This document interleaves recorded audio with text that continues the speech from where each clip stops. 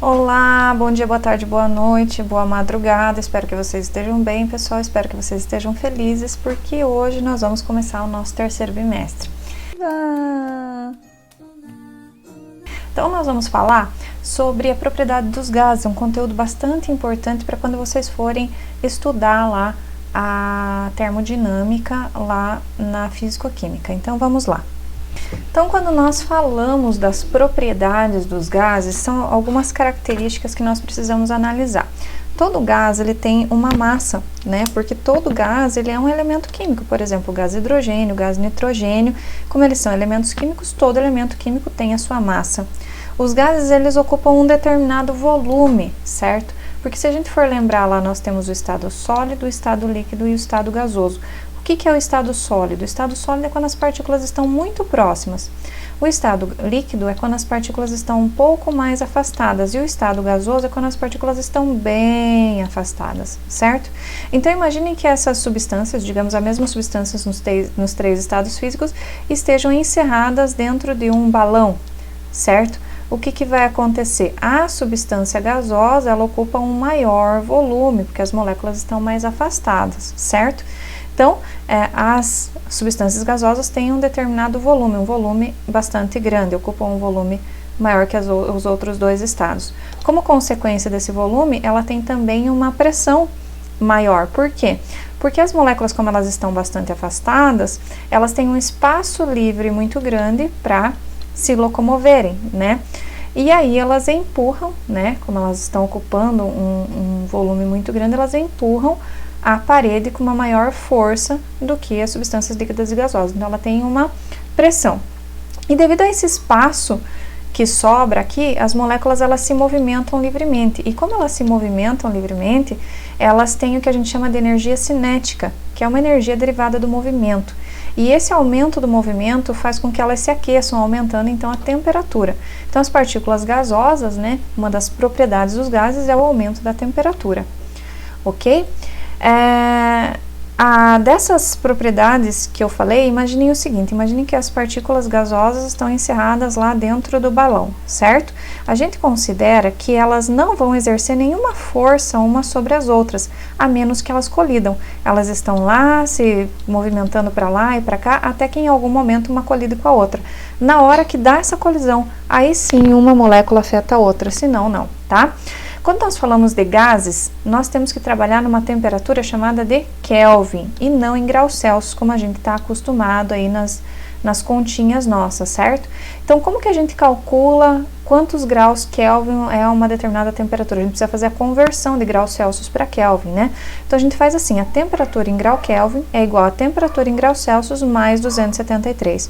Então, se eu quiser saber quanto que é uma determinada temperatura em Kelvin, eu somo aquele valor de graus Celsius com o valor absoluto de 273, ok?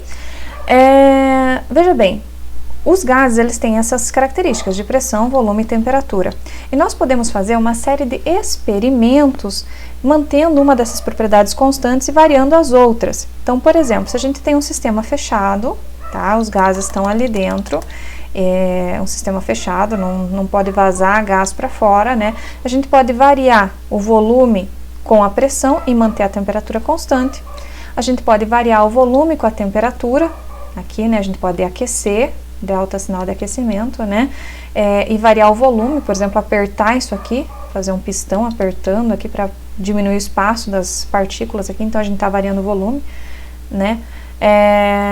Mantendo a pressão constante, pode variar a pressão com a temperatura, mantendo o volume constante. Então, nós temos vários experimentos aí que nos dão algumas informações importantes, tá? Esses experimentos geraram a lei de Boyle-Mariotti, a lei de Gay-Lussac e a lei de Charles, que são leis fundamentais dos gases, tá? A primeira lei é a lei de Boyle-Mariotti, porque ela foi desenvolvida pelo Robert Boyle e pelo Edmé Mariotti, que está aqui a fotinha deles, né? Eles fizeram um experimento com transformação isotérmica, iso igual térmica, temperatura. Então, eles mantiveram a temperatura constante. E o que eles variaram? A pressão e o volume num sistema fechado.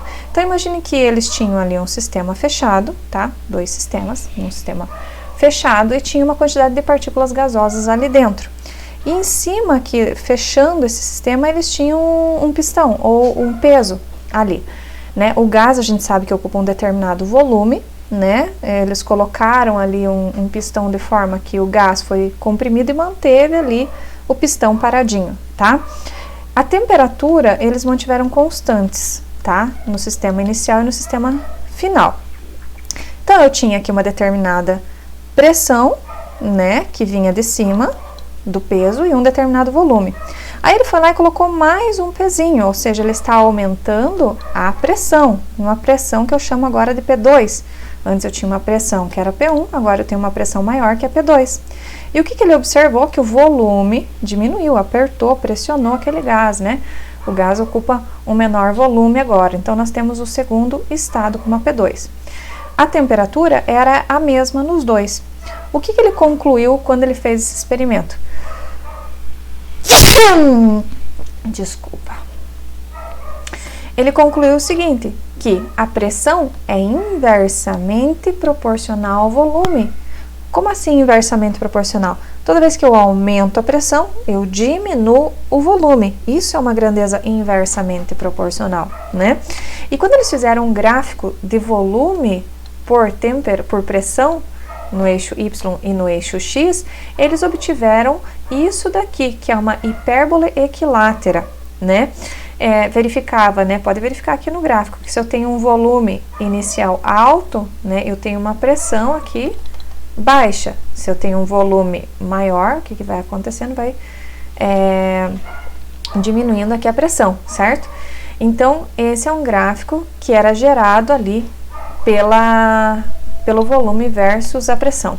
Essas grandezas eram inversamente proporcionais.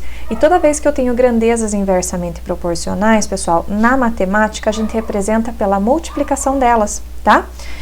Eles verificaram que a multiplicação da pressão vezes o volume, porque elas são inversamente proporcionais, a gente multiplica, dava uma constante.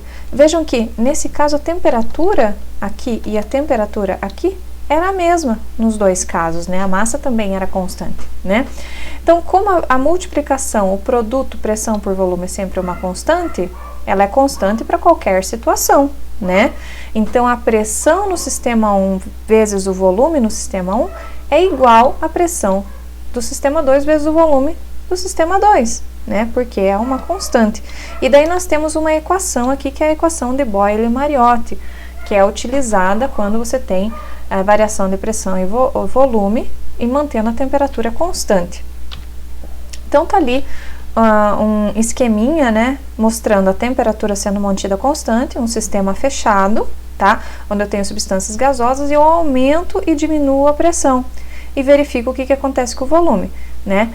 Aumentando a pressão, eu diminuo o volume e é isso que é representado aqui no gráfico, ó, aumentando, diminuindo o volume, eu aumento a pressão, tá, e vice-versa. Tem um exercíciozinho ali para vocês fazerem.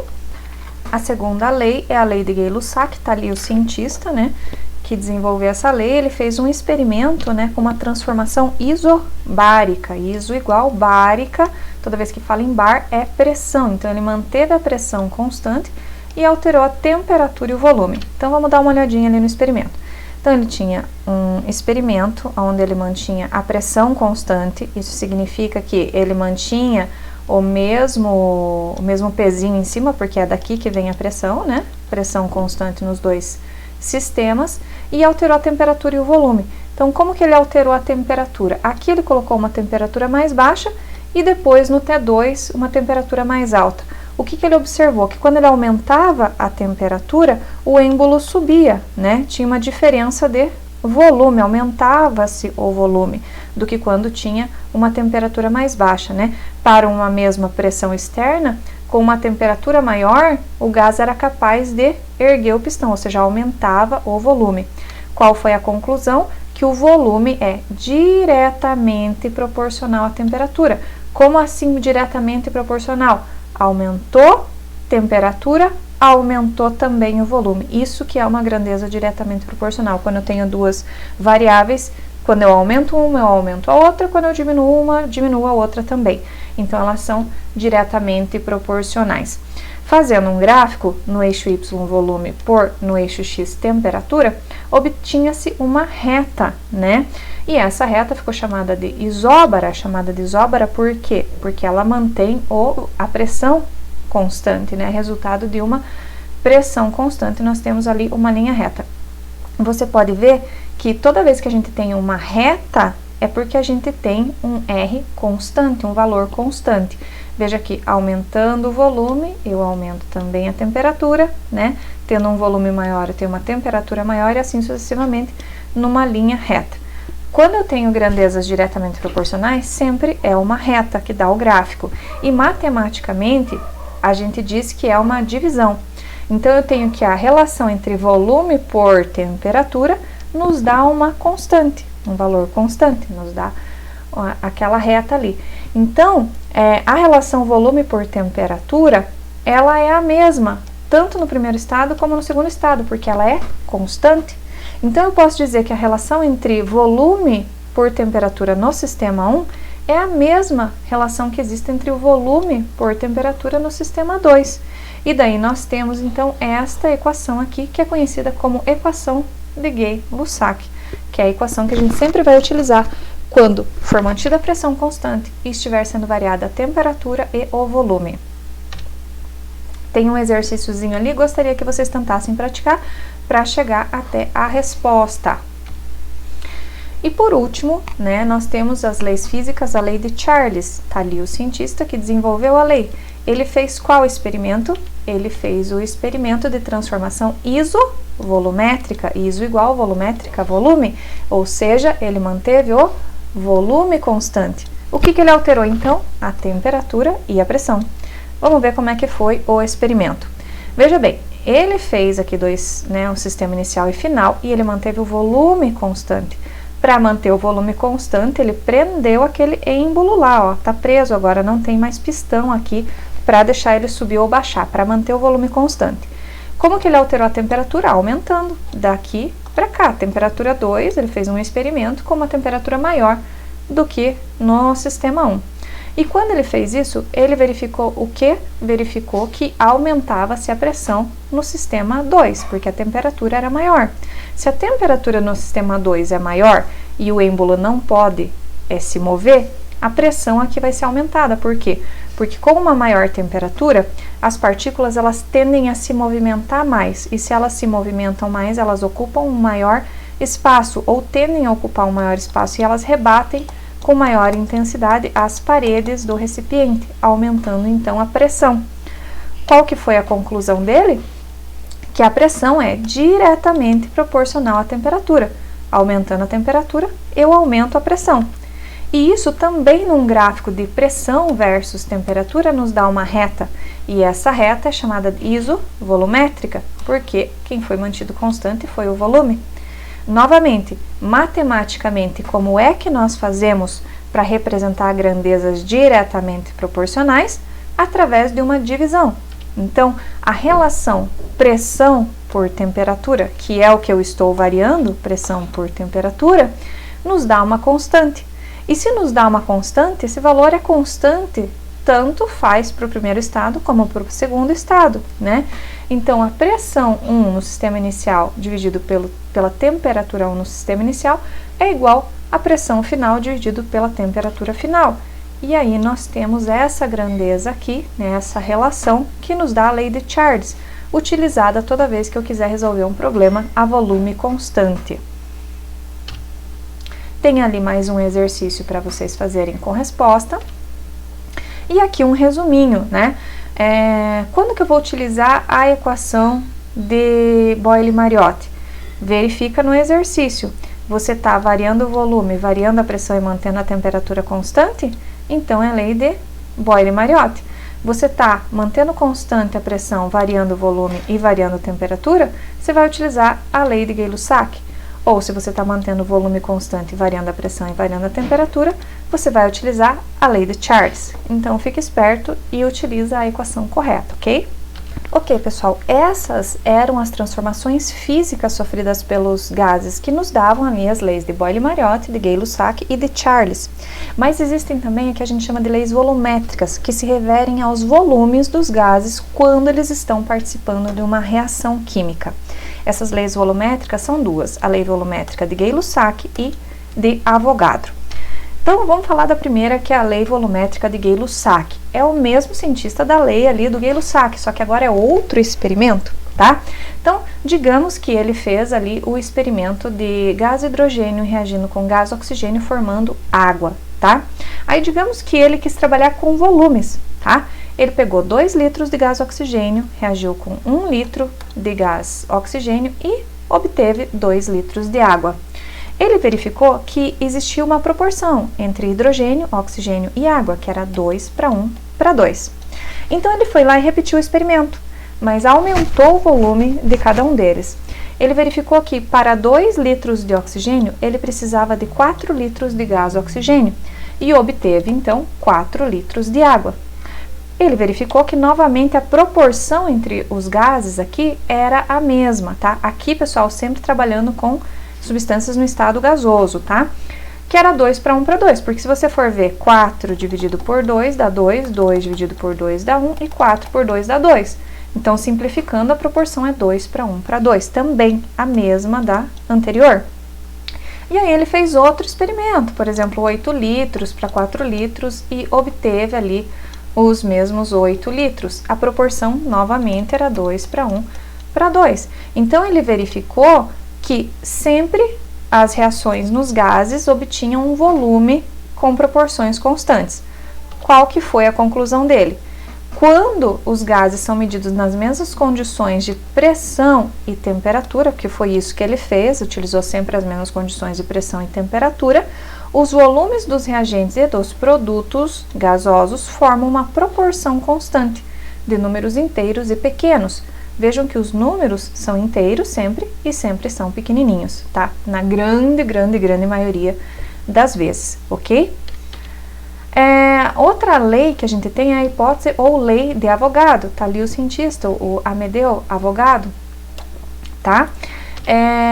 O Avogadro, vocês já devem ter ouvido falar dele, porque o Avogadro, do número de Avogadro, da constante de Avogadro, é o mesmo cientista, né? Os mesmos cientistas fizeram várias coisas aí na ciência, tá? Ele fez uma transformação, um experimento com uma transformação isobárica e isotérmica, ou seja, ele manteve a pressão e a temperatura constantes. O que ele variou? A identidade das moléculas. Então, ele pegou um sistema fechado e colocou ali a mesma quantidade nesse sistema fechado do gás hidrogênio, depois ele colocou um sistema fechado com a mesma quantidade de moléculas de gás carbônico, depois o mesmo sistema fechado com a mesma quantidade de moléculas de gás metano. Claro, separadamente, cada uma separado, mas manteve a pressão, a temperatura e o volume constantes. O que ele verificou? Que volumes iguais de gases quaisquer, quando medidos a mesma pressão e temperatura, encerram o mesmo número de moléculas. Então, vejam que aqui, quando ele fez esse experimento aqui, ele colocou o mesmo volume de gás aqui, tá? Colocou a mesma pressão e a mesma temperatura. E ele verificou que em todos os casos, olha, ele tinha 1, 2, 3, 4, 5 moléculas, 1, 2, 3, 4, 5 moléculas, 1, 2, 3, 4, 5 moléculas. Então, volumes iguais, não importa o gás. Se ele estiver na mesma pressão e na mesma temperatura, vai ter sempre o mesmo número de moléculas. Essa é chamada de hipótese de Avogadro, tá? Nesse caso, nós temos o mesmo número de moléculas de todos os gases, pressão, volume e temperatura iguais nos 3 casos. Ok? E daí surge o volume molar dos gases, né? Que diz o seguinte, que 1 mol de cada gás, de qualquer gás na CNTP, ocupa sempre o mesmo volume, a mesma determinada pressão e temperatura. O que é CNTP? Condições normais de temperatura e pressão. E quais são as condições normais de temperatura e pressão? A temperatura tem que ser 0 graus Celsius, a pressão 1 atm, o volume 22,4 litros, ou seja, 1 mol de qualquer gás encerra 22,4 litros. 1 mol é aquela quantidade de partículas colocadas lá no experimento. Ou seja, se eu tiver CO2, gás carbônico, 1 mol do CO2 ocupa quanto?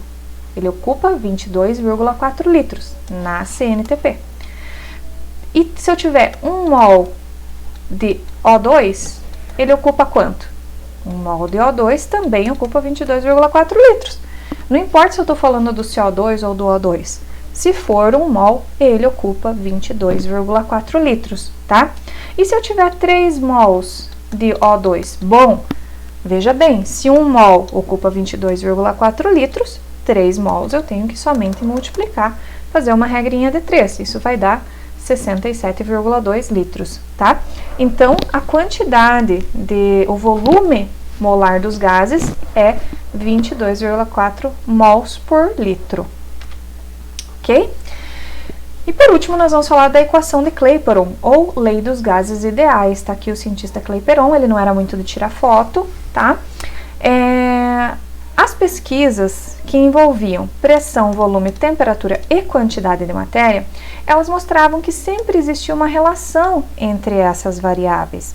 Quando se fazia um gráfico, né, colocando no eixo X aqui, ou no eixo Y, não me lembro agora, a quantidade de matéria por temperatura e pressão vezes volume, sempre se obtinha uma reta, um valor constante. E esse valor constante, independente do gás que eu estivesse trabalhando, sempre que eu colocava os dados do hidrogênio, do oxigênio, de qualquer gás plotando isso aqui, sempre obtinha um valor de R que valia 8,314 Joule por Kelvin vezes mol. Então, como esse valor era constante para qualquer gás, esse valor ficou conhecido como constante universal dos gases e ele tem que ser inserido nas equações dos gases, tá? Então, a gente já sabe, né, que a relação, porque isso aqui era diretamente proporcional, né, essa relação, quando eu tenho grandezas diretamente proporcionais, é uma divisão, ou seja, a relação entre pressão por volume em relação à quantidade de matéria por uma determinada temperatura nos dá uma constante. E essa constante é o R, tá ali o valorzinho dele, certo? Se eu rearranjar essa equação, isso aqui sendo uma divisão, quando eu passo para cá multiplicando, eu vou obter ali, a seguinte equação, PV igual a nRT. Palmeiras verdinho não resiste ao timão. Brincadeira, tá? Pressão vezes volume igual a quantidade de matéria vezes a constante dos gases vezes a temperatura.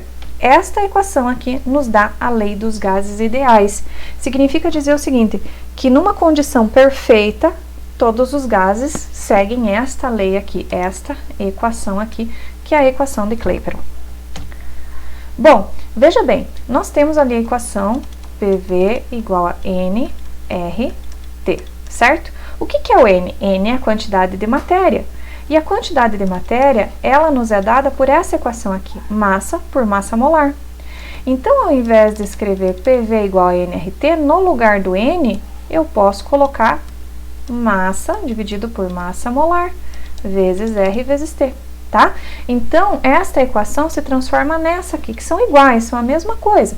Só que se o exercício não te der o número de mols, mas se você tiver a massa, você consegue encontrar qualquer incógnita aqui desta equação, ok? Nós precisamos estar a par das unidades e medidas fundamentais dos gases. Veja bem, os gases ocupam um determinado volume, e volume pode ser dado em ml, em centímetro cúbico, em litro, em metros cúbicos, etc. Nós precisamos saber, então, a conversão. 1 ml é igual a 1 centímetro cúbico, 1 litro é igual a 1000 ml, que é igual a 1000 centímetros cúbicos, né? 1 metro cúbico igual a 1000 litros, que é igual a 100.000 ml, que é igual a 100.000 centímetros cúbicos, tá?